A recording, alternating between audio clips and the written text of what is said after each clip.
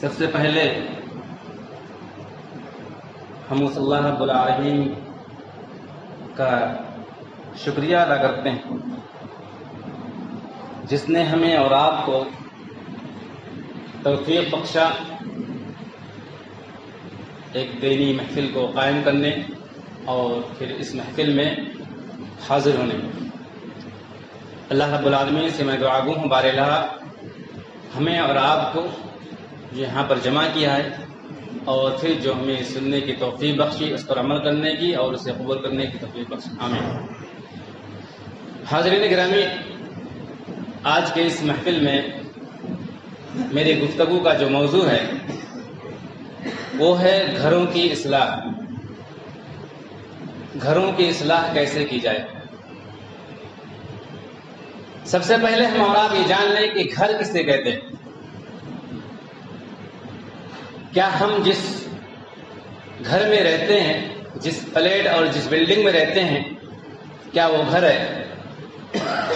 یا جہاں پر ہمارا قیام ہوتا ہے کیا وہ گھر ہے؟ میرے بھائی اور دوستو، گھر اسے کہتے ہیں جہاں پر بزرگوں کی شفقتیں ہوتی ہیں۔ گھر اسے کہتے ہیں جہاں پر ماں کی ممتا اور اس کا پیار ہوتا ہے۔ گھر اسے کہتے ہیں جہاں پر بچوں کی کلکاریاں ہوتی ہیں۔ گھر اسے کہتے ہیں جہاں پر میاں بیوی کے درمیان جو محبت ہوتی ہے وہ محبت موجود ہے۔ گھر اسے کہتے ہیں۔ گھر اسے کہتے ہیں کہ ایک انسان ذریعہ معاش کے لیے، روزی روٹی کے لیے دیش ودیش نہ جانے کہاں کہاں اسٹرگل کرتا ہے، سنگھرش کرتا ہے، تگودو کرتا ہے، لیکن اس کی ضمیر اور اس کا دل اپنے وطن میں لگا رہتا ہے۔ اس کے دل کی دھڑکنوں میں اس کا وہ وطن، اس کا وہ دولت خانہ دھڑکتا رہتا ہے۔ گھر اسے کہتے ہیں۔ میرے بھائی اور دوستو، گھر یہ کس سے بنتا ہے؟ گھر یہ ریلیشن سے بنتا ہے۔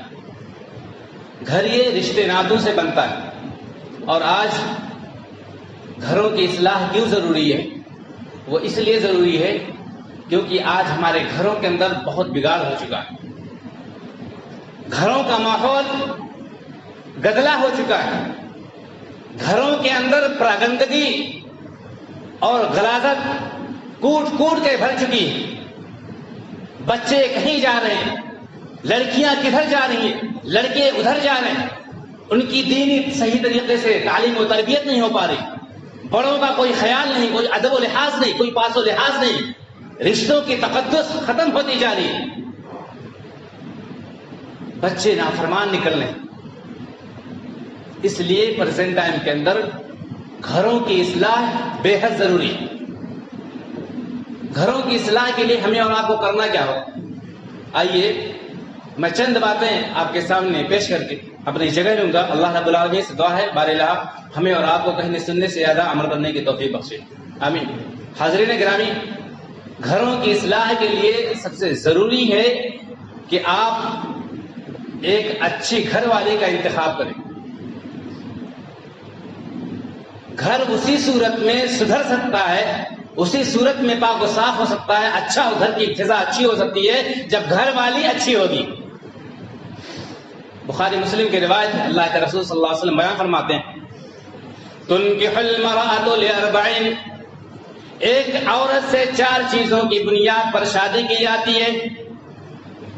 ایک عورت کے یہاں، ایک لڑکی کے یہاں اگر کوئی رشتہ آتا ہے، اگر کوئی پیغام نکاح آتا ہے تو 4 چیزوں کی بیس پر آتا ہے، 4 بنیادوں کی وجہ سے ایک لڑکی سے رشتہ کیا جاتا ہے، ایک لڑکی سے 4 چیزوں کی وجہ سے شادی کی جاتی ہے۔ تنکح المرأة لأربعین، ایک عورت سے 4 اسباب کی وجہ سے شادی کی جاتی ہے۔ لجمالہا، اس کی خوبصورتی کی وجہ سے، اس کی بیوٹی کی وجہ سے شادی کرنے والا اس کی بیوٹی کو دیکھتا ہے، اس کی خوبصورتی کو دیکھتا ہے، اس کے فگر کو دیکھتا ہے، اس کی خوبصورت کو، اس کے حسن و جمال کو کا مشاہدہ کرتا ہے۔ وَلِجَمَالِهَا وَلِدِينِهَا وَلِمَالِهَا، دوسرا پوائنٹ، ایک عورت سے اس کے مال و منال کی وجہ سے شادی کی جاتی ہے. اگر اس کے یہاں مال و منال کی فراوانی ہے تو اس کے یہاں رشتہ بھیجا جاتا ہے. وَلِحَسَبِهَا اس کے حسب و نسب کی وجہ سے شادی کی جاتی ہے. اس کی برادری کو دیکھا جاتا ہے, اس کے خاندان کو دیکھا جاتا ہے, اس کی ذات پات کو غور کیا جاتا ہے, تدبر کیا جاتا ہے, اور پورا کا نیچے سے اوپر کا شجرا پورا مشاہدہ کیا جاتا ہے, تدبر کیا جاتا ہے. وَلِدِينِهَا اور ایک چوتھی چیز, عورت کی دینداری کو دیکھ کر کے, اس کی سیرت کو دیکھ کر کے, اس کی پرہیزگاری کو دیکھ کر کے اس سے شادی کی جاتی ہے. میرے بھائیوں اور دوستوں, یہودیوں کے یہاں ہوتا یہ تھا کہ وہ لوگ مالداری کو دیکھتے تھے, وہ مال و منال کو دیکھتے تھے. جس جگہ پر لڑکے کے اہل و عیال, لڑکی کے ماں باپ, لڑکی کے اہل خانہ مال و منال سے مال و منال ان کے پاس بہت ہی زیادہ ہے, مال و منال کی بہتات ہے, تو وہ اپنے لڑکے کی شادی اس کے یہاں کیا کرتے تھے. عیسائیوں کے یہاں یہ ہوتا تھا کہ وہ اپنی بہو کے لیے, اپنے بیٹے کی وائف کے لیے خوبصورتی کا معیار رکھتے تھے. یعنی ان کے یہاں خوبصورتی کا معیار تھا, خوبصورتی پیمانہ تھا. عربوں کے یہاں کیا تھا؟ عربوں کے یہاں حسب و نسب, ذات و پات, برادری بہت ہی معنی رکھتی تھی. وہ سب سے پہلے حسب و نسب کا مشاہدہ کرتے تھے. مگر جب اسلام آ گیا, اسلام جب اس دنیا کے اندر جلوہ فروز ہو گیا, اسلام اس دنیا کے اندر جب جلوہ گر ہو گیا, اللہ کے نبی صلی اللہ علیہ وسلم جب اس دنیا کے اندر تشریف لائے اور اسلامی تعلیمات سے یہ پوری دنیا منور ہو گئی, تو اسلام نے ان تمام کے تمام بنیادوں کو, ان تمام کے تمام پیمانوں کو, ان تمام کے تمام رسم و رواج کو ختم کر دیا اور صرف ایک پیمانہ باقی رکھا, فرض پر بذات الدین. اے دنیا والو, نہ تم خوبصورتی کا مشاہدہ کرو, او دنیا والو نہ تم مال و منال کی فرمائش کرو, او دنیا والو تم حسب و نسب پر غور نہ کیا کرو, تم ذات پات, برادری اور خاندان کو نہ دیکھو. ہاں اگر وہ لڑکی دیندار ہے, وفا شعار ہے, اگر وہ پرہیزگار ہے, اگر وہ اسلام سے محبت کرنے والی ہے, اسلامی تشخص, اسلامی شعائر اس کے یہاں موجود ہے, تو تم نہ اس کے مال و منال کو پکارو, نہ اس کے مال و منال کے طلبگار بنو, نہ اس کی خوبصورتی کے طلبگار بنو, نہ اس کے حسب و نسب کا مشاہدہ کرو. فَاظْفَرْ بِذَاتِ الدِّينِ تم دین کو اکٹھا پکڑ لو, لازم پکڑ لو. تربت یداک تمہارے ہاتھ خاک آلود ہو جائیں. یعنی اگر ہم نے خوبصورتی کو دیکھ لیا, ہم نے ایسی لڑکی سے شادی کر لی جو بہت ہی خوبصورت تھی, جو بہت ہی ہینڈسم تھی, جو دکھنے میں بہت ہی بیوٹی تھی, جس کا فگر بھی بہت اچھا تھا, اس وجہ سے ہم نے اس سے شادی کی.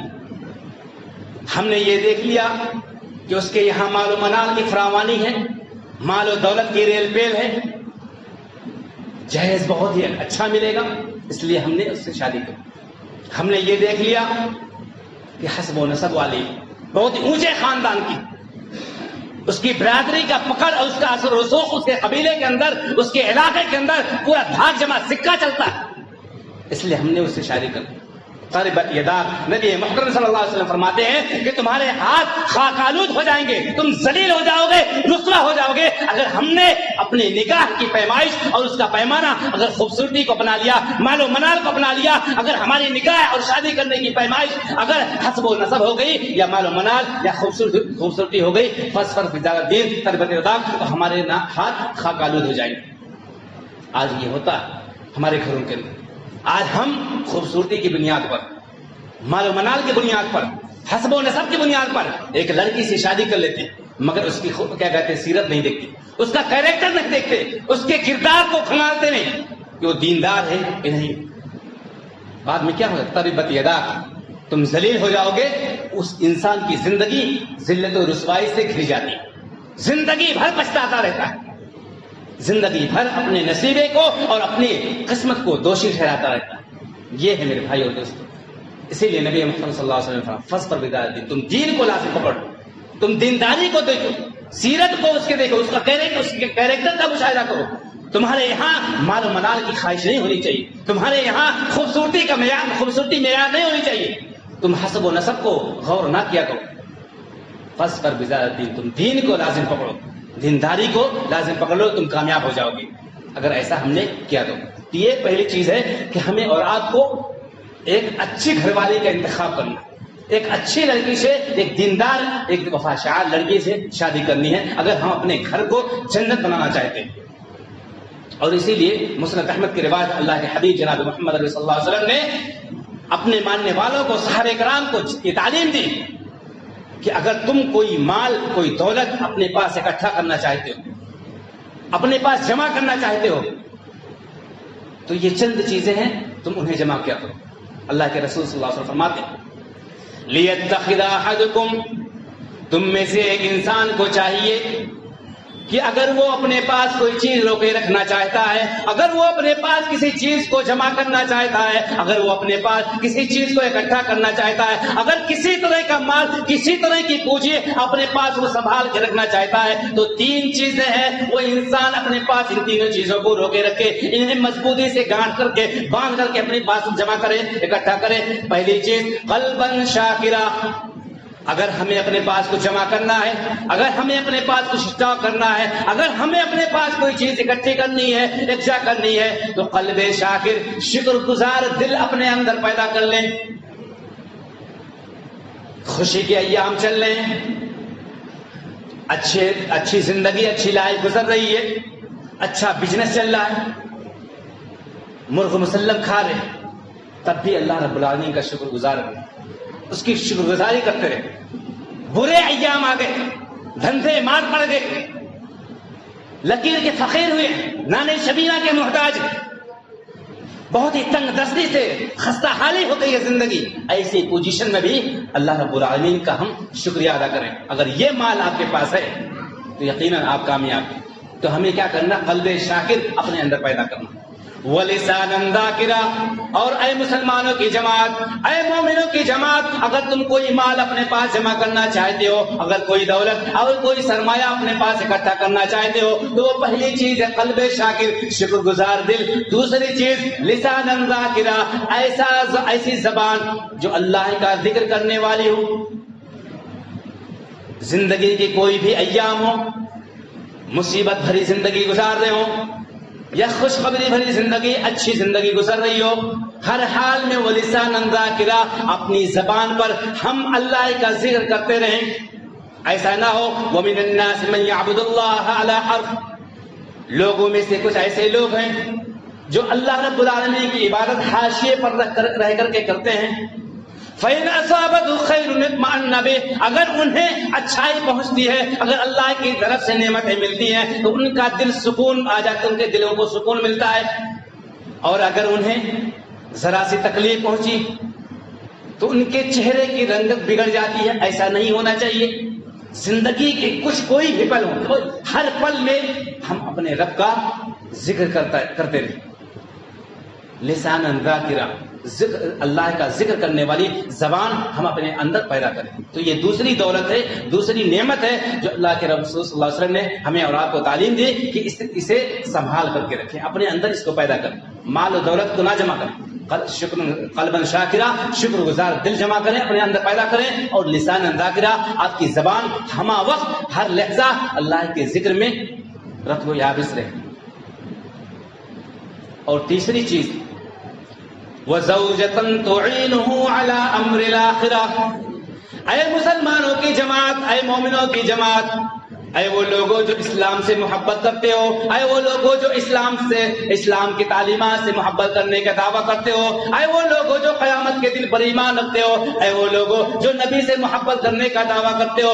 تیسری چیز، اگر تم اپنے یہاں کسی چیز کو روکے رکھنا چاہتے ہو، اگر کوئی چیز اپنے پاس جمع کرنا چاہتے ہو، تو وہ پہلی چیز تھی قلب شاکر، شکر گزار دل۔ دوسری چیز لساناً ذاکرا، ذکر کرنے والی زبان۔ تیسری چیز ایک ایسی عورت کا انتخاب کرو، ایک ایسی گھر والی کا چوائس کرو، ایک ایسی لڑکی سے شادی کرو جو تعینہ علی امر الآخرہ، جو تمہارے آخرت کو سنوارنے میں، جو تمہارے آخرت کو کامیاب بنانے میں، جو تمہارے اخروی زندگی کو سنوارنے اور اس کی زیب و زینت میں تمہاری مدد کیا کرے۔ وَزَوْجَةً تُعِينُهُ عَلَىٰ أَمْرِ الْآخِرَةِ، ایسی عورت کو اپنے گھر میں لائیں، ایسی لونڈی سے شادی کریں، ایسی لڑکی کو اپنے نکاح میں لائیں جو لڑکی آپ کی آخرت کو سنوارنے میں، جو لڑکی آپ کی اخروی زندگی کو بنانے میں ہمیشہ آپ کے پیچھے لگی رہے۔ ایسا نہ ہو خود تو ڈوبے ہیں صنم تم کو بھی لے ڈوبے. مرد شوہر نمازی ہو اور عورت ہما وقت اسی موبائل اور اسی ٹی وی کے پیچھے پڑی ہوتا ہے. کوئی بیچارے ایسے نامراد کیا کہتے ہیں, نامراد نہیں ہے, بدنصیب کہہ سکتے ہیں, ایسے شوہر مل جاتے ہیں کہ جو کیا کہتے ہیں بچا کھچا جو چراغ جو جذبہ دین کے تعلق سے ہوتا ہے وہ بھی بجھ جاتا ہے ان عورتوں کے آنے کی وجہ سے. تو ایسا نہ ہو, ایسی عورت سے شادی کریں جو ہما وقت اگر آپ کے اندر ذرا سی سستی آئے, ذرا سی کاہلی آئے کہ نہیں آج نماز پڑھنے نہیں جاؤں, ٹھنڈک لگ رہی, آج نہیں, میں یہیں پہ پڑھوں, ایسا پنچ مارے کہ وہاں سے کودیں اور یہاں آ کر کے مسجد میں گریں. ایسی عورت سے شادی کریں.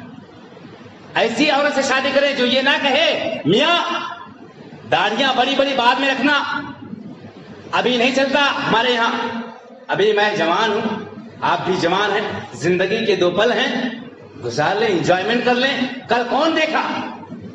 ایسی عورت سے شادی نہیں کرنا. ایسی عورت سے شادی کرنا جو یہ کہے کہ نہیں تمہارے چہرے پر نور ہونا ہے تو ہونا, رکھنا ہے تو رکھنا ہے, دین سے کوئی کمپرومائز نہیں ہو سکتا, دین سے کوئی سمجھونا نہیں ہو سکتا.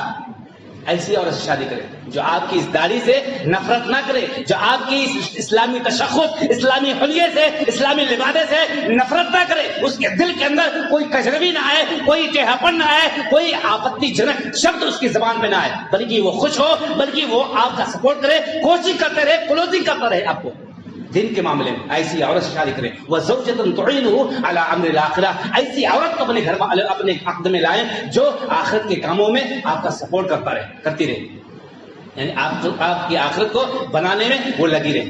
تو یہ 3 چیز ہمیں اور آپ کو جمع کرنا ہے, اپنے یہاں مضبوطی سے باندھ کر کے رکھنا. قلب شاکر, لسان ذاکرہ اور دیندار بیوی. میرے بھائی اور دوستو, ایک تیسری حدیث کے اندر جو ابو داؤد کی ہے, اللہ کے رسول صلی اللہ علیہ وسلم بیان فرماتے ہیں رحم اللہ رجلا, اللہ رب العالمین اس بندے پر رحم کرے, اس آدمی پر رحم ہو اللہ رب العالمین کا. کون سے آدمی پر؟ رحم اللہ رجلا قام من اللیل, اللہ رب العالمین اس بندے پر رحم فرمائے جس نے رات کے اندر قیام کیا, جو قیام اللیل کیا, تہجد کی نماز ادا کی. تمام کے تمام دنیا والے سو رہے تھے, تمام کے تمام گھر والے کنڈیشن روم میں سو رہے تھے, مگر وہ اللہ کا نیک بندہ, اللہ کو وہ مخلص بندہ اپنے روم کے اندر, اپنے کمرے کے اندر چپکے سے اٹھتا ہے اور اپنے رب کے سامنے, اپنے رب کعبہ کے سامنے وہ سجدہ ریز ہو جاتا ہے. رحم اللہ رجلا, اللہ رب العالمین ایسے بندے پر رحم فرمائے قام من اللیل, جو رات کی تاریکی اور تنہائی میں اٹھ کر کے اللہ کے سامنے سجدہ ریز ہو. اور پھر وہ بندہ صرف اکیلے سجدہ ریز نہ ہو بلکہ اپنی بیوی کو بھی, وَأَيْقَظَ امْرَأَتَهُ, اپنی بیوی کو بھی اٹھائے. فَإِنْ أَبَتْ, اگر اس کی بیوی تہجد کی نماز کے لیے, اگر اس کی بیوی قیام اللیل کے لیے, اگر اس کی بیوی رب کعبہ کے سامنے سجدہ ریز ہونے سے انکار کر دے, نَزَعَ وَجْهِ وَجْهِ الْمَاءَ, وہ اس کے چہرے پر پانی کو ڈال دے, وہ اس کے چہرے پر پانی کے چھینٹے کو مار کر کے اسے جگائے. ایسے بندے پر اللہ رب العالمین رحم کرتا ہے. کون سا بندہ؟ جو رات کی تاریکی میں, رات کی تنہائی میں, چھوٹی ٹھنڈک کے اندر ساری دنیا نیند کی آغوش میں, ساری دنیا پوری کی پوری دنیا اپنی خوابگاہ میں مست ہے, مگن ہے, اور وہ بندہ, وہ اللہ کا مخلص بندہ, اللہ کا نیک بندہ اپنے رب سے سرگوشیاں کرنے میں لگا ہوا, اپنے رب سے دعا و مناجات, اس نے کنیکشن کو اپنے رب سے جوڑ دیا. اور صرف اپنا نہیں, دنیا میں اندر انجوائمنٹ کرتے ہیں, دنیا میں پکنک کے اندر پکنک کے لیے جاتے ہیں, اپنی بیوی سے کہتا ہے اگر موج مستی میں تو شامل تھی, اگر دنیا کی پرانی میں تو شامل تھی, تو آخرت کو بنانے میں بھی میں اکیلے نہیں, اپنی آخرت کو سدھارنے والا, آخرت کو میں تنہا نہیں بنانے والا, تو بھی ساتھ میں رہے. جب ہر کام ساتھ میں ہوتا ہے, کھاتے پیتے اٹھتے بیٹھتے دنیا کا ہر کام ساتھ میں مل کر کے کرتے ہیں, تو میں اپنی آخرت کو تنہا کیوں سنبھالوں, تو بھی چل. ایسے بندے پر اللہ رب العالمین کی رحمت. اس کے بعد اللہ کے حبیب جناب محمد صلی اللہ علیہ وسلم فرماتے ہیں وَرَحِمَ اللَّهُ امْرَأَةً قَامَتْ مِنَ اللَّيْلِ, اور اللہ رب العالمین کا رحم و کرم ہو ایسی عورت کے اوپر, قامت من اللیل, جو رات کی تاریکی میں اٹھ کر کے وہ عورت نماز ادا کرے, اور عورت تہجد کی نماز پڑھے, وہ عورت قیام اللیل کرے. وَأَيْقَظَ زَوْجَهَا، اور اپنے شوہر کو بھی جگائے. ایسی عورت کہاں مل گئی؟ دل کے اندر یہ ارمان بجھ جاتا، دل کے اندر یہ ارمان جگ کر کے یہ کلپنا، یہ چاہت، یہ امنگیں، یہ حسرتیں دفن ہو جاتی ہیں. ایسی عورت کو چراغ لے کر کے ڈھونڈنا پڑے گا، گلی گلی، کوچے کوچے، نکڑ نکڑ، شہر شہر، قريہ قريہ، کہیں نہیں ملنے والی. ایک سے ایک ہائی پروفائل عورتیں ملیں گی آپ کو، ایک سے ایک ماڈل ملیں گے، ایک سے ایک جسم کی نمائش کرنے والی ملیں گی، ایک سے ایک ہائر ایجوکیٹڈ ملیں گے. مگر ایسی عورت نہیں مل سکتی شاید جو وَأَيْقَظَ زَوْجَهَا، جو اپنے شوہر کو بھی جگائے، جو رات کی تاریکی میں 12 بجے رات تک ٹیلی ویژن دیکھنے والی نہ ہو. جب آدمی 12 بجے تک ٹیلی ویژن دیکھے گی تو وہ کیسے اپنے خود قیام اللیل کے لیے اٹھے گی یا شوہر کو اٹھائے گی؟ ایسی عورت پر اللہ کا رحم ہو جو قیام اللیل کے لیے، تہجد کے لیے اٹھے اور اپنے شوہر کو بھی بیدار کرے. فَإِنْ أَبَى، اگر اس کا شوہر انکار کر دے اٹھنے سے قیام اللیل کے لیے، اگر وہ انکار کر دے، نزع فی وجهه الماء، تو اس کے چہرے پر پانی اڈیل دے، پانی کو گرا دے تاکہ وہ بھی بیدار ہو جائے. ایک چوتھی حدیث آپ دیکھیے، اللہ کے حبیب جناب محمد صلی اللہ علیہ وسلم فرماتے ہیں الدنیا کلھا متاع، یہ دنیا کی پوری دنیا یہ ایک فائدہ اٹھانے کی چیز ہے، ساز و سامان. وخیر متاع الدنیا المرأة الصالحہ، اور دنیا کی سب سے بیسٹ پرائز، دنیا کا سب سے قیمتی ہیرا، کوہ نور ہیرا جسے ہم اور آپ سب سے بہترین سمجھتے ہیں، یہ سمجھ لیجیے انسانی صفوں کے اندر سب سے قیمتی ہیرا، سب سے قیمتی دولت جسے ہم اور آپ کو نور ہیرا کہہ سکتے ہیں، وہ المرأة الصالحہ، ایک نیک بیوی، ایک نیک خاتون ہے میرے بھائی اور دوستو. تو اگر ہم اور آپ اپنے گھروں کی اصلاح چاہتے ہیں، اپنے گھر کو سدھارنا چاہتے ہیں، تو ایک اچھی گھر والی کا انتخاب کریں. آپ کا مطمح نظر اس کا مال نہ، آپ کا مطمح نظر اس کی خوبصورتی، اس کی جوانی نہ، آپ کا مطمح نظر اس کا فگر نہ ہو، آپ کا مطمح نظر اس کا حسب و نسب نہ ہو، آپ کا مطمح نظر اس کے اہل خانہ کا اثر و رسوخ، پاور وغیرہ وغیرہ یہ سب چیزیں نہ ہو. آپ کا مطمح نظر اور آپ کا ٹارگٹ اگر ہو تو اس کی دینداری ہو، اس کی وفا شعاری ہو، اس کی سیرت نگاری ہو، اس کی کردار کشی ہو. یہ تمام کے تمام چیز اگر وہ صحیح رہے گی تو آپ کی نسل صحیح رہے گی. اگر وہ خراب ہے، سب مل جائے، دنیا پوری دنیا آپ کو وراثت میں، آپ کو جہیز کے طور پر مل جائے، اگر وہ خراب ہے آپ کی آنے والی نسل برباد ہو جائے گی. میرے بھائی اور دوستو، نیک عورت کیا چیز ہوتی ہے؟ نیک عورت اگر آج دنیا امام بخاری کو جانتی ہے تو ان کے پیچھے ان کی ماں کا بہت بڑا ہاتھ، بہت بڑا رول ہے. وہ ماں جو راتوں کو اٹھ کر کے تہجد کی نماز پڑھ کے اپنے ہاتھوں کو اللہ رب العالمین کی بارگاہ میں رب کعبہ کے سامنے پھیلا کر کے یہ دعائیں کرتی تھی، اے پروردگار عالم تو میرے بیٹے کی بینائی کو لوٹا دے. وہ ماں جو وضو کر کے اپنے بیٹے کو دودھ پلا دی تھی. اگر امام بخاری آج محمد بن اسماعیل سے امام بخاری بنے، امیر المؤمنین فی الحدیث بنے، تو اس کے پیچھے سب سے بڑا ریزن اور کارن ہے ان کے ماں کا ہاتھ، ان کے ماں کا رول.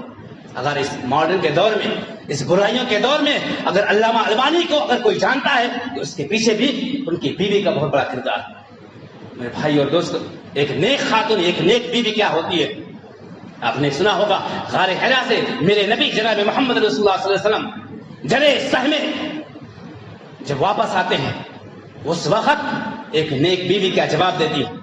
اللہ کے حبیب جناب محمد رسول اللہ علیہ وسلم خشیت علی نفسی، اے خدیجہ مجھے اپنی جان کے بل پڑی ہے، جان کے لالے پڑے ہیں، اے خدیجہ میں قریب ہے کہ میں ہلاک ہو جاؤں گا. یہ الفاظ تھے میرے نبی کے جو پہلے وہی نازل ہوئی تھی.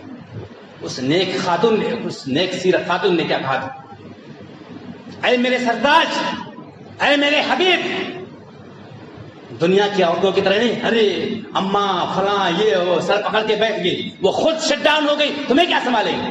یہ دنیاوی عورتیں ہیں. ایک نیک خاتون کیا کرتی؟ انکا لتصل الرحم، اے میرے سرتاج یہ ہو نہیں سکتا، آپ رشتوں ناتوں کا خیال کرتے ہیں، رشتے کو جوڑتے ہیں، آپ کا ریلیشن بہت ہی اچھا، بہت ہی مضبوط ہے.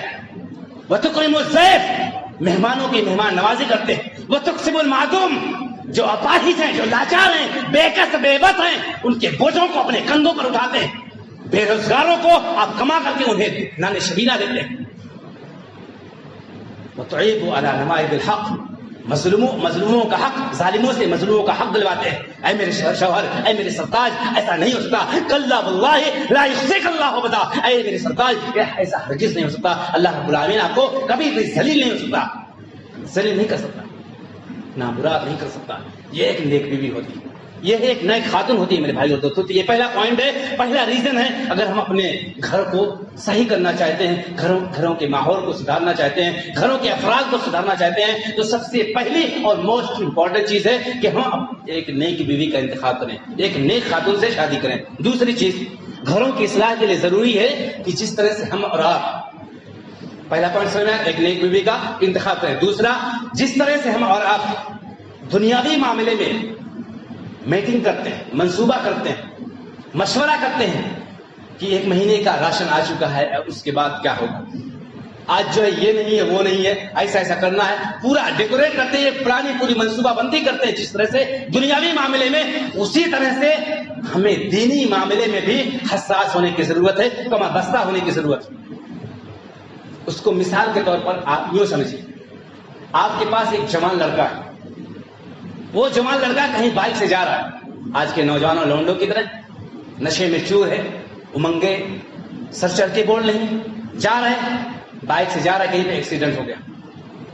ایک نوجوان لڑکا، صرف ایک ہی لڑکا ہے آپ کے پاس، اس کا ایکسیڈنٹ ہو جاتا ہے، اور جو ہی آپ کو پتا چلے گا، آپ کو پتا چلتا ہے کہ آپ کے لڑکے کا، آپ کے صاحبزادے کا ایکسیڈنٹ ہو گیا، آپ کیا کریں گے اس وقت؟ کیا اس وقت اپنے نوکروں کو، اپنے گھر کے دوسرے افراد کو بھیج کر کے اس کو دیکھیں گے کہ وہ کس حالت میں، کس کنڈیشن میں، موت و زندگی کے بیچ میں وہ سنگھرش کر رہا ہے، لڑ رہا ہے، آئی سی یو کے اندر بھرتی ہے؟ کیا وہ آپ اس وقت دوسروں کو بھیجیں گے، رشتے داروں کو بھیجیں گے، نوکروں کو بھیجیں گے، گاؤں والوں کو بھیجیں گے، پڑوسیوں کو بھیجیں گے؟ نہیں. سب سے اول فرصت میں آپ دنیا کے تمام کاموں کو، تمام میٹنگ کو نرست کر کے، ملتوی کر کے، فرسٹ ٹائم آپ ترنت جو بھی سادھن آپ کو ملے گا، جو بھی ذریعہ، جو بھی اسباب آپ کو ملے گا، فوراً آپ کو وہاں پہنچ جائیں گے ہاسپٹل کہ میرا بیٹا کیسے ہے، میرے بیٹے کے اوپر کیا گزر رہا. یہ دنیاوی مصیبت ہے. اس دنیاوی مصیبت سے نجات دلانے کے لیے ہر ممکن راستے کو اپنا کر کے، سود، بیاج، قرض، کیسا ایسا، ڈاکہ ازری، کچھ نہ کچھ گھر بار کو بیچ کر کے اپنے بیٹے کی زندگی کو بچانے کی فراق میں لگے رہے. میرے بھائی اور دوست، یہ دنیاوی زندگی، یہ دنیاوی مصیبت کو بچانے کے لیے اتنا ٹینشن، اتنا جھمیلا، دنیاوی زندگی کو بچانے کے لیے اتنے ہم حساس مند ہیں، اتنے فکر مند ہیں، اور ادھر اخروی زندگی برباد ہو رہی. ہماری اولادیں برباد ہو رہے ہیں، ہمارے بھائی، ہماری بہنیں، ہماری بیویاں اپنے بدعمالیوں کی وجہ سے، اپنے غلط عقائد کی وجہ سے، اپنے سیاہکاریوں کی وجہ سے آج وہ جہنم کی طرف رواں دواں، شوق و ذوق کے ساتھ، ذوق در ذوق رواں دواں ہے، جا رہے ہیں جہنم کی طرف، مگر کوئی بھی فکر نہیں. ہماری پیشانی پر ہمارا کوئی بھی بل نہیں پڑتا، ہمارے کانوں پر کوئی جو تک نہیں دیتا. سوچئے، ایکسیڈنٹ ہو جانے پر آپ ترنت بچائیں گے اس کو، پیسہ نہیں ہے، قرض لے لیا، اگر قرض نہیں مل رہا ہے تو اپنے سامان کو بیچ دیا، اپنی پراپرٹی کو بیچنے پر لگ جائیں گے. اب دیکھیے آپ کے سامنے ایک باپ اپنے گھر کو بیچ رہا ہے، ایک باپ اپنی بائک کو بیچ دیا، مصیبت زدہ، اللہ نے مصیبت اس کے اوپر نازل کر رہا اپنے بیٹے کی زندگی کو بچانے کے لیے. اور ادھر ہماری یہ پوری کی پوری دنیا، پورا کا پورا اہل خانہ، پورے گھر والے جہنم کی طرف جا رہے ہیں. وہ جہنم جو جہنم ہمیشہ ہمیشہ رہے گی، جس جہنم کی آگ کے بارے میں نبی نے کہا تھا کہ اس جہنم کی آگ اس دنیا کی آگ سے 70 زیادہ گنا تگڑی. حالانکہ یہ دنیاوی آگ بھی ہمیں جلانے کے لیے کافی تھی. اس جہنم کے بارے میں اللہ رب العالمین فرماتا ہے، یا ایھا الذین آمنوا قوا انفسکم واہلیکم نارا، اے ایمان والو تم اپنے ساتھ ساتھ اپنے گھر والوں کو اس جہنم کی آگ سے بچاؤ. یا ایھا الذین آمنوا قوا انفسکم واہلیکم نارا، اے ایمان والو تم اپنے ساتھ ساتھ اپنے گھر والوں کو، اپنے اہل و عیال کو اس جہنم کی آگ سے بچاؤ. جو جہنم کی آگ، جس جہنم کی آگ کیروسین سے نہیں جلنے والی، جس جہنم کی آگ ڈیزل سے نہیں جلنے والی، جس جہنم کی آگ اور اس کا شعلہ پیٹرول سے نہیں جلنے والا، پیٹرول سے نہیں دہنے والا، وقودها الناس والحجارہ، جس جہنم کی آگ کو اللہ رب العالمین ہمیں اور آپ سے دہکائے بہکائے گا، انسانوں اور پتھروں سے بہکائے گا، جس جہنم کے شعلے کو، جس جہنم کی آگ کو بھڑکانے کے لیے، اس کے لاوے کو بھڑکانے کے لیے اللہ رب العالمین اس کے اندر ڈیزل نہیں ڈالے گا، پٹرول نہیں ڈالے گا، کیروسین نہیں کا سہارا نہیں لے گا، بلکہ وقودها الناس والحجارہ، انسانوں کو اور پتھروں کو ڈالے گا۔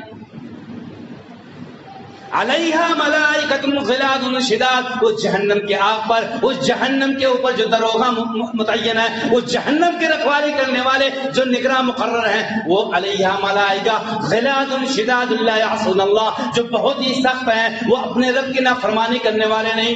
وَيَفْعَلُونَ مَا يُؤْمَرُونَ، وہ صرف اتنا ہی کام کرتے ہیں جتنا ان کا رب انہیں حکم دیتا ہے۔ میرے بھائی اور دوستو، آج اس جہنم کی آگ سے بچانے کے لیے ہمیں اور آپ کو کوئی فکر نہیں، نہ اپنے گھر والوں کی نہ اپنے آپ کی۔ دنیاوی مصیبت سے چھٹکارا پانے کے لیے، دنیاوی بیماریوں سے چھٹکارا اور نجات پانے کے لیے ہم کیا کیا کرتے ہیں، کیا کیا گل کھلاتے ہیں، مگر وہ اخروی زندگی جہاں پر ہمیں اور آپ کو ہمیشہ جوان رہنا، جہاں پر ہمیں اور آپ کو ہمیشہ زندہ جاوید رہنا، جہاں پر ہمیشہ زندہ رہنا ہے، ہمیشہ جوان رہنا ہے اور ہمیشہ صحت مند رہنا ہے، اس زندگی کے بارے میں کوئی فکر نہیں۔ 60 سالہ زندگی کو بچانے کے لیے پوری دنیا نچھاور کر دیتے ہیں، اور وہ دنیا جو ہمیشہ آباد رہے گی، جو ہمیشہ قائم و دائم رہے گی، جہاں پر ہمیشہ آپ جوان رہیں گے، جہاں پر ہمیشہ صحت مند رہیں گے، اس کی کوئی فکر نہیں۔ ہمارے گھر والے جہنم میں جانے کے لیے اتاولے ہو رہے ہیں، ہم خود اپنے اعمال، اپنے بدعمالی، اپنے کیا کہتے ہیں غلط عقائد کی وجہ سے جہنم میں جانے کے لیے اتاولے، کوئی فکر نہیں۔ یاد رکھنا، نبی محمد صلی اللہ علیہ وسلم کی حدیث بخاری کی روایت ہے، کلکم راع وکلکم مسئول عن رعیتہ، تم میں سے ہر ایک آدمی نگراں ہے اور کیا کہتے ہیں نگہبان ہے، محافظ ہے، اور ہر ایک نگراں سے اللہ رب العالمین بروز قیامت سوال پوچھے گا۔ فالامام راع وهو مسئول عن رعیتہ، وقت کا بادشاہ اپنی اس ذمہ داری کا، اس پوسٹ کا مسئول ہے، اور روز قیامت اللہ رب العالمین اس کی رعایا کے بارے میں، اس کے پرجا کے بارے میں اللہ رب العالمین قیام سوال کرے گا۔ والرجل راع فی اہلہ، اور ایک گھر کا مکھیا، ایک گھر کا آدمی اپنے پورے گھر والوں کا وہ نگراں ہے، کیا کہتے ہیں محافظ ہے، بروز قیامت اس گھر کے مکھیے سے اللہ رب العالمین اس پوری فیملی کے بارے میں پورا کالا چٹا، پورا کا پورا بایو ڈاٹا اس سے پوچھے گا کہ تو نے اپنے گھر والوں کی تربیت کے لیے، اپنے گھر والوں کی اصلاح کے لیے، تیری لوٹیاں، تیری بیٹیاں، تیری بیویاں، تیری بہنیں، تیرے بھائی، تیری اولادیں کیا کیا گل کھلا رہی تھی تیرے سامنے، اور تو لکیر کا فقیر، تو صم بکم عمی فهم لا يرجعون لهم قلوب لا يفقهون بها وغیرہ وغیرہ، یہ سب کا مصداق بن کر کے تو کیا ہے بیٹھا تھا۔ میرے بھائی اور دوستو، جواب دہ ہونا پڑے گا بروز قیامت۔ کیا کریں گے، کیا جواب دیں گے؟ دنیاوی زندگی کو بچانے کے لیے، دنیاوی زندگی کو بنانے کے لیے، ایک ڈاکٹر بنانے کے لیے، ایک انجینئر بنانے کے لیے، ایک سائنٹسٹ بنانے کے لیے، ایک فلاسفر بنانے کے لیے، ایک اچھا تاجر بنانے کے لیے، ایک اچھا بزنس مین بنانے کے لیے، ایک میڈیکل والا بنانے کے لیے کیا کیا کرتے ہیں، کتنی پاپڑے بیلتے ہیں، کہاں سے کہاں سوچ لگاتے ہیں، کتنا اسٹرگل کرتے ہیں، مگر اس زندگی کا کوئی فکر نہیں۔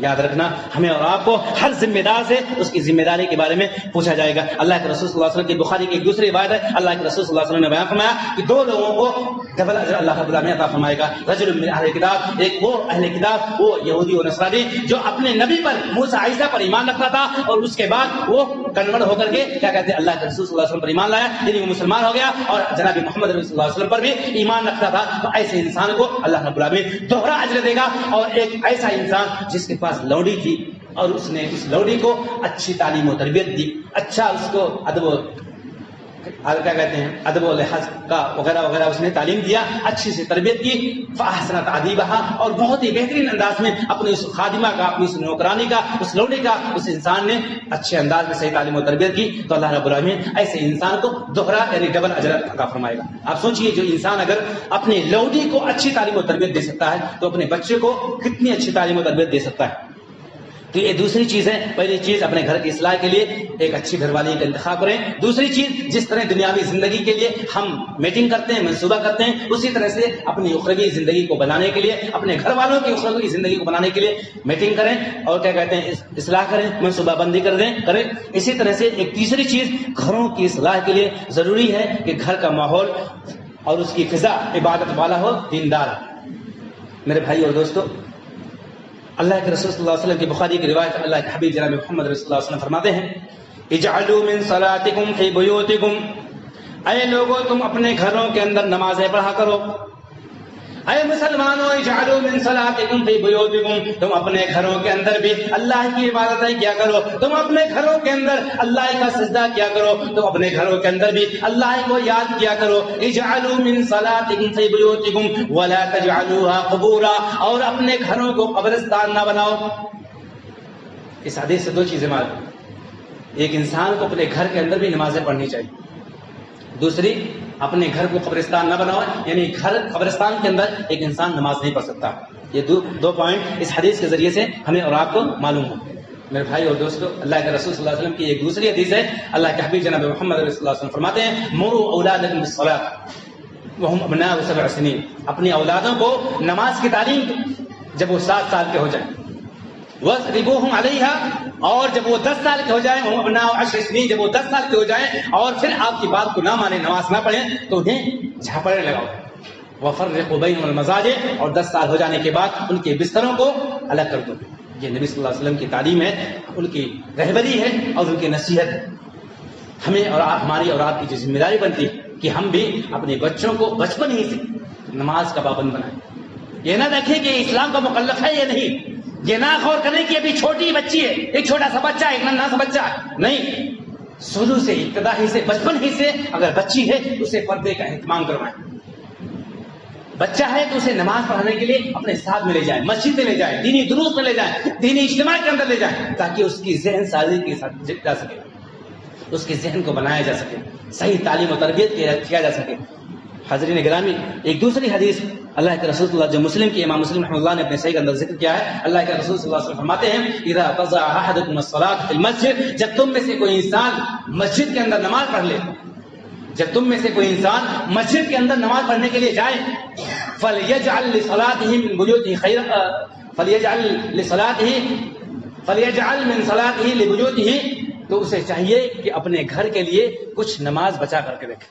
مثال کے طور پر ہم یہاں پر ظہر کی نماز پڑھنے کے لیے آئے، تو ظہر کی نماز پڑھنے کے لیے جب ہم آپ اور یہاں آئیں تو ظہر کی جو 4 سنتیں ہیں اسے ہم اپنے گھر میں پڑھ کر کے آئیں، اس کے بعد آ کر کے یہاں پر فرض نماز ادا کر لیں، پھر اس کے بعد جو 2 سنت ہے پھر اسے اپنے گھر پہ جا کر کے ادا کر لیں۔ یہ کیوں؟ فإن الله جاعل في بيته من صلاته خيرا، اللہ رب العالمین اس نماز کی وجہ سے تمہارے گھر کے اندر خیر و بھلائی کو نازل فرمائے گا، اس نماز کی وجہ سے اللہ رب العالمین تمہارے گھر کے اندر رحمتیں نازل فرمائے گا۔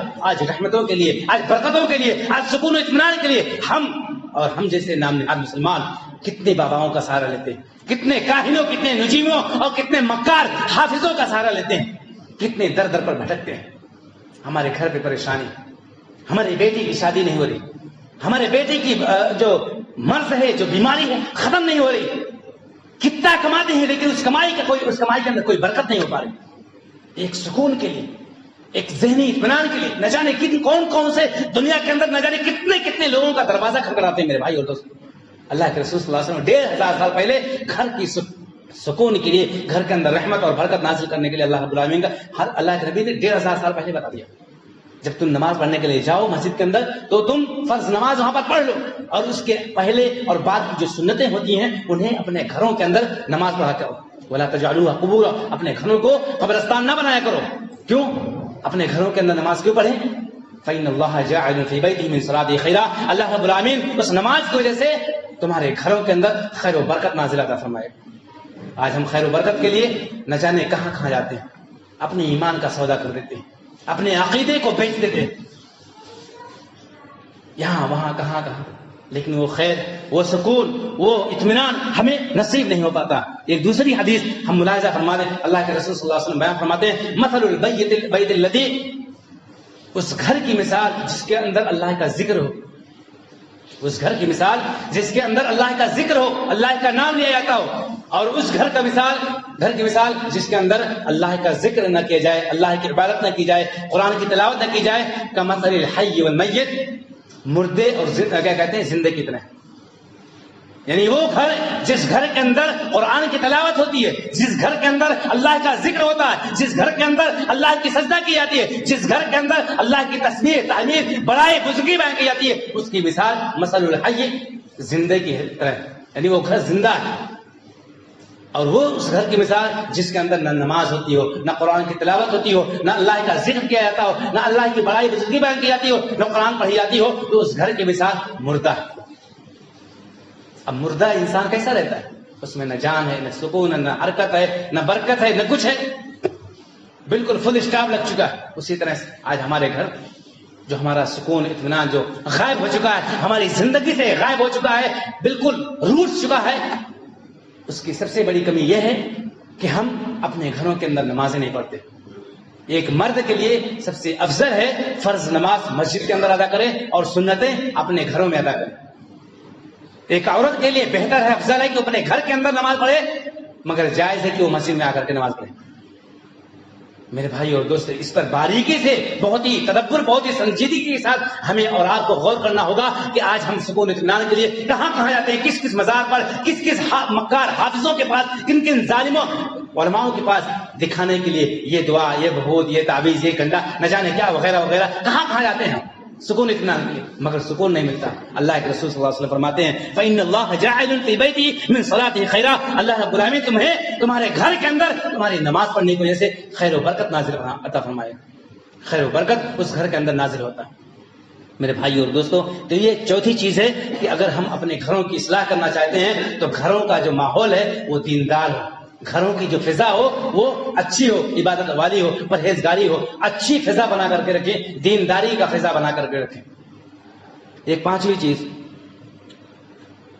گھروں کی اصلاح اگر ہم چاہتے ہیں تو اپنے گھروں سے کچھ چیزوں کو نکالنا پڑے گا۔ بہت ہی لمبا موضوع ہے میرے بھائی اور دوستو، اس کے لیے تقریباً 1.5 سے 2 گھنٹے درکار۔ اگر ہم اپنے گھروں کی اصلاح چاہتے ہیں تو اپنے گھروں سے چند چیزوں کو نکال دیں۔ ان میں سے سب سے پہلی چیز کتے۔ اپنے گھروں کے اندر کتے نہ رکھیں۔ اللہ کے رسول صلی اللہ علیہ وسلم کی حدیث ہے من اتخذ کلبا ماشیتا او صید او زرع الا انتقص من عمله قیرات، اگر کوئی بندہ اپنے گھر کے اندر کتا پال کے رکھتا ہے، اگر کوئی بندہ اپنے گھر کے اندر کتا پال کر کے رکھتا ہے الا انتقص من عمله قیرات، تو اس بندے کے اعمال سے، اس بندے کے اکاؤنٹ سے ہر دن 1 قیرات کم ہوتا رہے گا۔ آج 10 روپے کا میسج آ جاتا موبائل پر، آپ کے اکاؤنٹ سے کٹ گیا، بہت فکر ہو جاتی ہے۔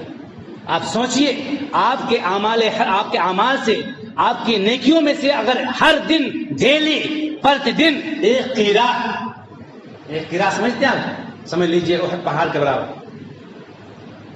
1 قیرات اگر آپ کے اکاؤنٹ سے، آپ کے اعمال سے پرت دن محض کتا پالنے کی وجہ سے اگر کم ہو رہا ہو تو پھر آپ کا حشر کیا ہوگا؟ ایک تو ویسے مائنس میں رہتے ہیں، گاڑی زندگی کی، اخروی زندگی کی گاڑی ہمیشہ ریزرو میں لگی رہتی ہے، ہمیشہ مائنس میں رہتے ہیں۔ اگر اوپر سے ایک کتا پالنے کی وجہ سے اگر ہمارے عمل سے، ہمارے اکاؤنٹ سے ہر دن 1 قیرات کاٹا جائے، کم کیا جائے، تو پھر کیا ہوگا؟ ہمارے اعمال میں سے، ہمارے حسنہ اخلاق میں کیا کہتے ہیں، نیکیاں کہاں تک باقی رہی؟ اللہ صید، ہاں اس کتوں میں سے چند کتوں کو اللہ کے رسول صلی اللہ علیہ وسلم نے اجازت دیا ہے کہ ہم ان کتوں کو پال سکتے ہیں۔ ایک کلب ماشیہ، جو کھیتی باڑی کی رکھوالی کرنے والا، کھیتی باڑی کی، پہلے زمانے میں لوگ کھیتی باڑی کی رکھوالی کے لیے، اپنی فصلوں کی رکھوالی کے لیے کتوں کو پالتے تھے۔ یہ پہلا کتا۔ دوسرا کتا مویشیوں اور جانوروں کی حفاظت کے لیے، آپ بکریوں کا، گایوں کا وغیرہ وغیرہ جانوروں کا دھندا اور بزنس کرتے ہیں، پورا ریبڑ ہے اس کا، باڑ، پوری باڑ بنائے ہوئے ہیں۔ اب وہاں پر ان کی حفاظت کے لیے اگر حفاظت میں کوئی نگراں، کوئی محافظ، کوئی سیکورٹی گارڈ نہیں رکھیں گے تو آپ کا سگا بھائی رات کو آئے گا، کھول کر کے نہ جانے کتنے جانوروں کو غائب کر دے گا۔ یہ مسلمانوں کی کنڈیشن اور ان کی پہچان۔ تو مویشیوں اور جانوروں کی حفاظت کے لیے ایک کتا پال سکتے ہیں۔ ایک تیسرا کتا شکاری کتا۔ یہ 3 قسم کے کتے ہیں جنہیں اللہ کے رسول صلی اللہ علیہ وسلم نے ہمیں اجازت دی ہے کہ ہم شکاری کتا اور فصلوں کی حفاظت کے لیے یا مویشیوں اور جانوروں کی حفاظت کے لیے ہم ان کتوں کو پال سکتے ہیں۔ بہت سارے لوگ سوال کرتے ہیں یا پوچھ سکتے ہیں کہ مولانا ہمارے گھر میں کیش زیادہ ہوتا ہے، سونے چاندی گہنے وغیرہ ہیرے جواہرات یہ زیادہ ہمارے پاس رکھتے ہیں، تو کیا ہم اپنے گھر کی حفاظت کے لیے کتا پال سکتے ہیں؟ علامہ ابن شیخ صالح العثیمین کے نزدیک انہوں نے فتویٰ دیا کہ اگر کسی گھر میں کیش زیادہ رہتا ہو، سونے چاندی یا یہ سب ہیرے جواہرات اگر اس کے یہاں زیادہ رہتا ہو اور اسی چیز کا یا تجارت کرتا ہو، دھندا کرتا ہو، یا ویسے ہی رہتا ہو اور اسے کھونے کا ڈر لگا رہتا ہو، چوری ہونے کا یا ڈاکہ زنی کا، تو ایسا انسان اپنے گھر کی حفاظت کے لیے وہ کتا پال سکتا ہے۔ تو یہ پہلی چیز ہے کہ گھروں کی اصلاح کے لیے، چوتھی پوائنٹ کی بنا پر کہ ہم اپنے گھروں سے کتوں کو ہٹا دیں، کتوں کو نکال دیں۔ یہ پانچویں چیز، ہم اپنے گھروں سے تصویروں کو بھی نکال کر کے باہر پھینک دیں۔ تصویریں یہ بہت ہی خطرناک ہوتی ہے۔ اللہ کے رسول صلی اللہ علیہ وسلم کی حدیث ہے، لا تدخل الملائکۃ بیتا فیہ کلب ولا سورۃ، فرشتے، رحمت کے فرشتے اس گھر میں نازل نہیں ہوتے، داخل نہیں ہوتے جس کے اندر کتے یا تصویریں موجود ہوتی ہیں۔ آئیے اس کو مثال کے طور پر آپ کو سمجھاتے ہیں۔ اللہ کے رسول صلی اللہ علیہ وسلم کی حدیث، اما عائشہ رضی اللہ تعالیٰ عنہ راوی حدیث ہے۔ میرے بھائی اور دوستو، یہ ٹاپک ابھی آدھے مجدار میں بیچ راستے میں پہنچا اور وقت جو ہے ختم ہو رہا ہے۔ میں بہت ہی معذرت خواہ ہوں، میں ختم نہ کر سکا آپ کے سامنے۔ اللہ کے رسول صلی اللہ علیہ وسلم کی حدیث ہے، اما عائشہ رضی اللہ تعالیٰ عنہ راوی حدیث ہیں، وہ کہتی ہیں، حشوست وسادۃ، میں نے اپنے نبی کے لیے، اپنے سرتاج اپنے شوہر کے لیے ایک تکیہ بنایا۔ کون کہہ رہے ہیں؟ اما عائشہ ام المومنین۔ اما عائشہ کہتی ہیں، حشوت وسادۃ، میں نے اپنے پیارے سرتاج کے لیے، اپنے شوہر نامدار کے لیے ایک تکیہ بنایا، کأنہا تماثیل، اور وہ تکیہ ایسا تھا کہ اس کے اندر فیہا تماثیل، کچھ تصویریں تھیں، کچھ امیجز تھے، کچھ فوٹو تھے۔ اما عائشہ رضی اللہ تعالی عنہ کہتی ہیں، حشوت وسادۃ، میں نے اپنے پیارے نبی کے لیے ایک تکیہ بنایا تاکہ میرے پیارے نبی اس تکیے پر سر رکھ کر کے آرام کر سکیں۔ فیہا تماثیل، اور اس تکیے کی خاصیت اور کوالٹی اور خوبی یہ تھی کہ اس کے اندر کچھ امیجز تھے، کچھ تصویریں تھی، کچھ فوٹو تھے۔ اللہ کے رسول صلی اللہ علیہ وسلم، فجاء رسول اللہ صلی اللہ علیہ وسلم، اللہ کے رسول صلی اللہ علیہ وسلم آتے ہیں، یتغیر وجہہ، اللہ کے رسول صلی اللہ علیہ وسلم جو ہی آتے ہیں اور اس تکیے کے اوپر آپ کی نظر پڑتی ہے، آپ کے چہرے کی رنگت اور بناوٹ بگڑ جاتی ہے، بدل جاتی ہے، چہرہ متغیر ہو جاتا ہے، تبدیل ہو جاتا ہے۔ اما عائشہ رضی اللہ تعالیٰ عنہ کہتی ہیں، ما بالنا یا رسول اللہ صلی اللہ علیہ وسلم، اے اللہ کے رسول صلی اللہ علیہ وسلم، آپ اپنے چہرے کے اوپر غصہ کیوں ظاہر کر رہے ہیں؟ آپ ناراض کیوں ہو رہے ہیں؟ میں نے کیا غلطی کر دی؟ میں نے کیا خطا کر دیا؟ میں نے تو محض آپ کے لیے، آپ کے آرام کی خاطر، آپ کو آرام پہنچانے اور سکون پہنچانے کے لیے میں نے اس تکیے کو بنایا۔ اللہ کے رسول صلی اللہ علیہ وسلم کہتے ہیں، ما بال هذه الوسادة یا عائشہ، اے عائشہ یہ کیا ہے؟ اما عائشہ کہتی ہے تکیہ ہے۔ اللہ کے حبیب جناب محمد صلی اللہ علیہ وسلم فرماتے ہیں، اما علمت یا عائشہ، اے عائشہ کیا تمہیں نہ معلوم، تمہیں نہیں معلوم، اس کی جانکاری نہیں ہے، لا تدخل الملائکۃ بیتا فیہ کلب ولا سورۃ، جس گھر میں تصویریں ہوتی ہیں اس گھر میں فرشتے نازل نہیں ہوتے۔ وما علمت یا عائشہ، اور اے عائشہ کیا تمہیں نہیں معلوم، یعذب یوم القیامت، ان تصویریں بنانے والوں کو اللہ رب العالمین بروز قیامت عذاب دے گا اور کہے گا، احیوا ما خلقتم، تم نے جو یہ پیدا کیا تھا، تم نے جو یہ تصویر کشی کی تھی، تم نے جو یہ بنایا تھا، اس کے اندر تم جان ڈال کر کے دکھاؤ۔ احیوا ما خلقتم، جو بھی نقش نگاری تم نے کی تھی، جو بھی فوٹو تم نے فوٹو چھاپ کیا تھا، جو بھی کلک کیا تھا، اس کے اندر تم جان ڈال کر کے دکھاؤ۔ اے عائشہ تم کہتی یہ تکیہ، اللہ کے حبیب جناب محمد صلی اللہ علیہ وسلم سخت ناراض ہوتے ہیں اس تکیے سے۔ اس تکیے کو آرام کرنے کے لیے اللہ کے حبیب جناب محمد نبی صلی اللہ علیہ وسلم کی چہیتی بیوی ان کے آرام کے لیے بنایا تھا، بس کچھ اس کے اندر تصویریں تھیں۔ اللہ کے رسول صلی اللہ علیہ وسلم برہم ہو گئے، ناراض ہو گئے۔ میرے بھائی اور دوستو، تو یہ چند چیزیں تھیں، میں بیچ ہی میں اپنے ٹاپک کو روکتا ہوں اور انہی چند کلمات کے ذریعے سے میں اپنی بات کو ختم کرتا ہوں اور اللہ رب العالمین سے دعا گو بار لہا انشاءاللہ العزیز نیکسٹ موقع ملا تو پھر آپ کی خدمت میں چند باتیں پیش کی جائیں گی۔ اللہ رب العالمین سے دعا ہے